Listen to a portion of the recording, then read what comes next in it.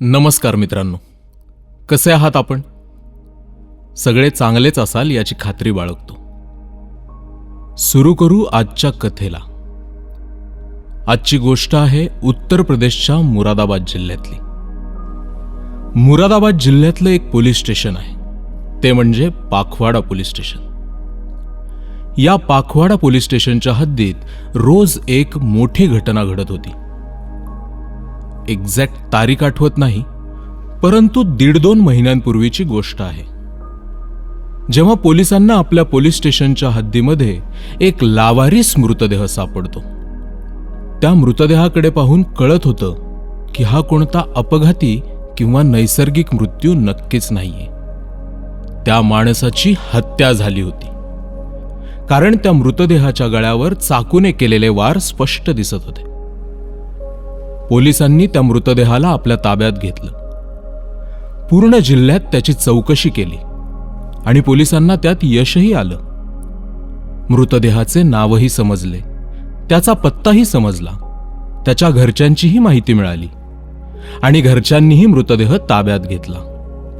Police जेव्हा घटनास्थळी पोहोचले तेव्हा त्यांच्या हे लक्षात आलं की त्या माणसाकडे कुठलीच वस्तू, म्हणजे त्या मृतदेहावर हातातली अंगठी, गळ्यातली चैन, घड्याळ, पाकिट असं काहीच मिळालं नाही. आता यामागे 2 कारणं असू शकत होती. ती म्हणजे एकतर लुटण्यासाठी त्याचा खून केला गेला किंवा मग जुनी दुश्मनी.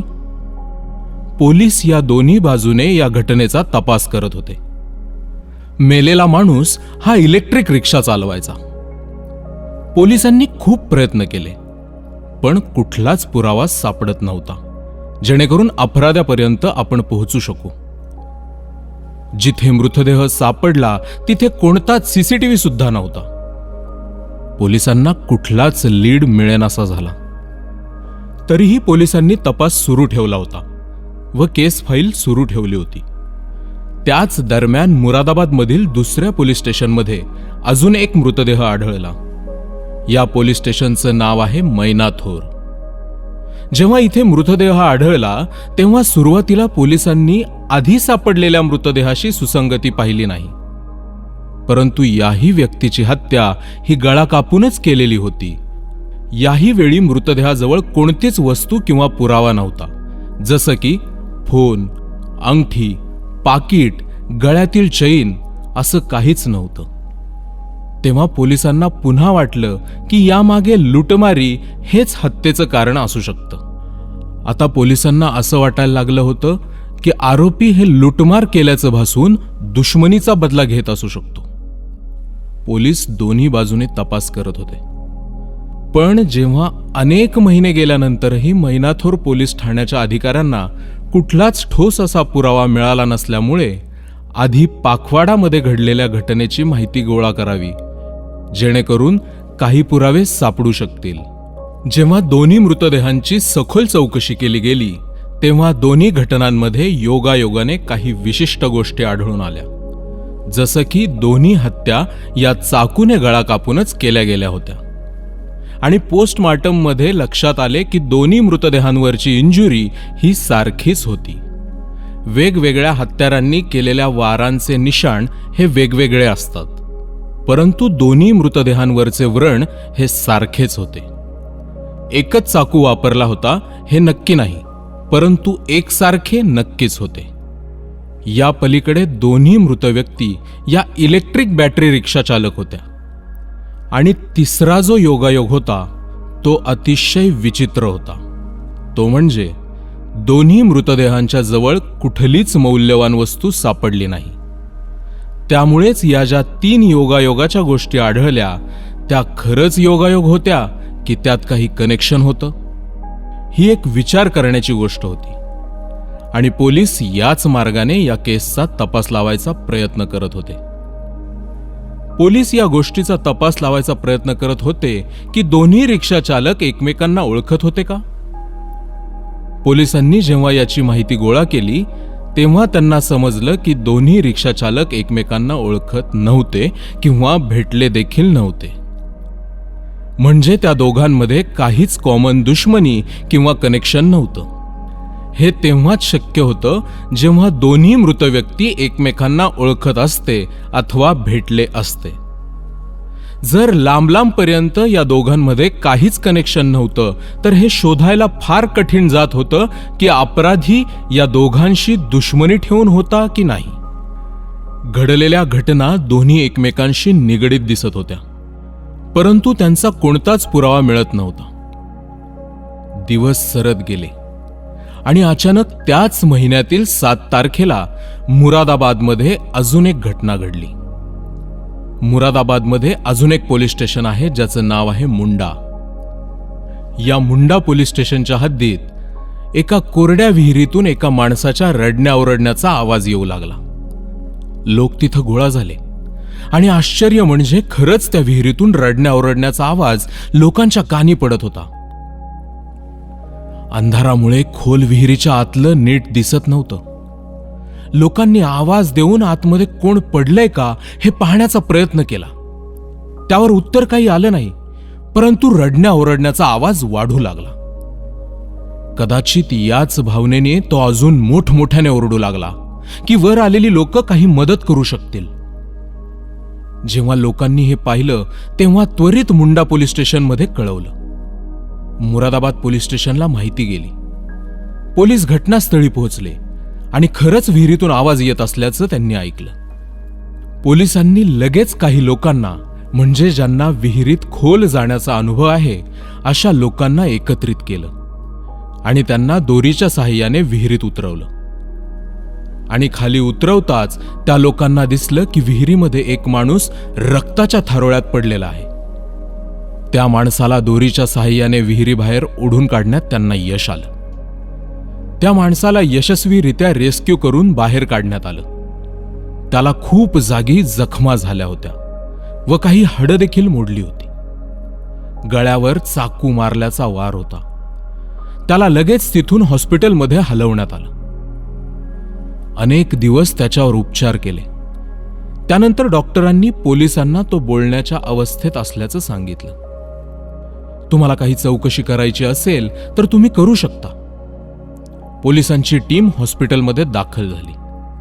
त्यांनी पाहिलं की आधीपेक्षा खूप चांगल्या अवस्थेत तो होता. पोलिसांविषयी कृतज्ञ भाव त्याच्या चेहऱ्यावर साफपणे दिसत होते. पोलिसांनी त्याला विचारलं की बाबा काय झालंय तुझ्याबरोबर? गळ्याला तुझ्या जखम कशी झाली? सगळं व्यवस्थित सांगशील आम्हाला?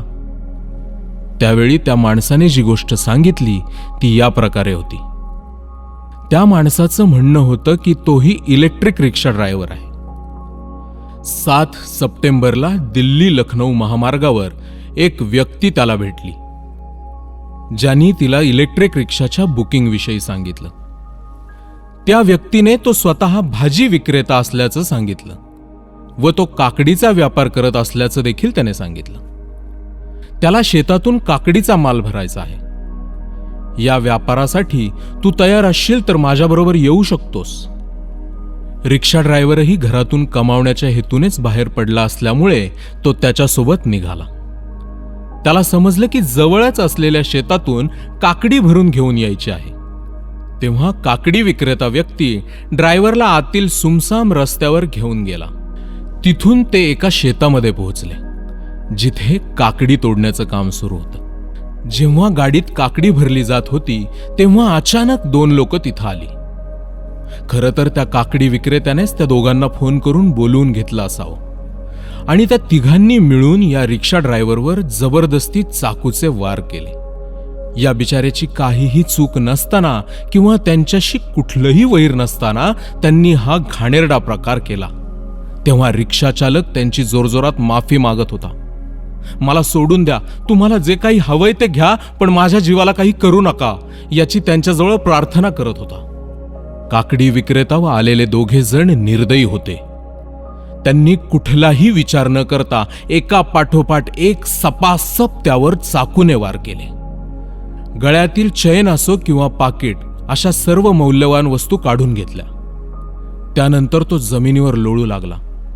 त्यांना असं वाटलं की आता हा काही वाचत नाही, याचा श्वासही बंद होत चालला आहे. या विचाराने त्यांनी या रिक्षा ड्रायव्हरला थोडा दूर असलेल्या एका रिकाम्या कोरड्या विहिरीत फेकला. या विचाराने की कदाचित हा मरेल किंवा मेला देखील असेल. आणि त्यानंतर ते तिघही तिथून पळून गेले. यानंतरची गोष्ट तुम्हाला माहिती आहे. आता रिक्षा ड्रायव्हरनी त्याला तपासात प्रश्न विचारल्यावर सांगितलं की हो, मी त्या व्यक्तीला ओळखूही शकेन. मला एवढं नक्की माहितीये की तो दिल्ली लखनौ महामार्गावर काकड्या विकतो.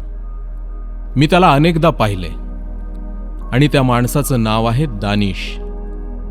आता पोलिसांना दानिशबद्दल माहिती मिळाली होती. त्याच्या विरुद्ध साक्षीदार पोलिसांकडे होता, ज्याच्यावर हल्ला झाला होता. जो मृत्यूच्या दारातून परत आला होता तोच ही गोष्ट सांगत होता. पोलिसांनी थोडाही वेळ न घालवता दानिशच्या मुसक्या आवळल्या आणि त्याच्याकडे जेव्हा तपास केला तेव्हा दानिशने अशी गोष्ट सांगितली ती ऐकून तुम्ही चक्रावून जाल. खरं तर दानिश हा एक नशेच्या आहारी गेलेला व्यक्ती होता, ज्याला दुसऱ्या व्यक्तीच्या अस्तित्वाशी काहीही घेणं देणं नव्हतं. तसं पाहिलं तर हा पेशानी काकडी भाजीपाला विक्रेता होता. पण काकडी विकत विकत त्याच्या डोक्यात काय विचार आला की लोकांची लूटमार करू लागला, की ज्याच्यामुळे त्याला अधिक पैसे मिळतील आणि त्यामुळे त्याच्या नशेचा खर्च भागेल. दानिशने त्याचेच 2 मित्र, जे सुद्धा नशेच्या आहारी होते, त्यांनाही आपल्यासोबत घेतलं आणि मग एक एक करून लोकांना टार्गेट करण्यास सुरुवात केली. त्यांच्यासाठी इलेक्ट्रिक रिक्षा ड्रायव्हर सोपे टार्गेट होते, कारण इलेक्ट्रिक रिक्षा ड्रायव्हर कुठेही यायला जायला भाड्याच्या आशेपोटी तयार व्हायचे. त्यांनी गेल्या 2 ते 2.5 महिन्यात 2 लोकांचे खून केले होते, ज्यांचे मृतदेह पाखवाडा आणि मैनाथोर पोलीस स्टेशनच्या हद्दीत सापडले होते. आणि 3ऱ्या हत्येचा प्रयत्न झाला होता तो म्हणजे मुंडा पोलीस स्टेशनच्या हद्दीत. परंतु नशिबाने 3ऱ्या व्यक्तीचा जीव वाचला. या हमल्याचा प्रयत्न इतका घातक नव्हता की त्यामध्ये याचा मृत्यू होईल. ती 3री व्यक्ती विहिरीमध्ये पडलेली असताना त्याच्या ओरडण्याचा आवाज लोकांनी ऐकला. तो माणूस तर वाचला खरा, पण त्याच्या सांगण्यानुसार दानिश आणि त्याचे साथीदार देखील पकडले गेले, कारण एकानंतर एक 3 हल्ले त्यांनी केले. 2 हल्ले करण्यात त्यांना यश मिळालं आणि 3रा हल्ला करत असताना त्यांचा तो प्रयत्न अयशस्वी झाला. या सर्व घटनेला सिरियल किलर किंवा सायको किलर आपण नक्कीच म्हणू शकतो. पण एक विचित्र गोष्ट ही पण आहे की सिरियल किलर किंवा सायको किलर हा एकटा नसून यांची एक टोळी होती, एक गँग होती, जी कदाचित पकडली सुद्धा गेली नसती.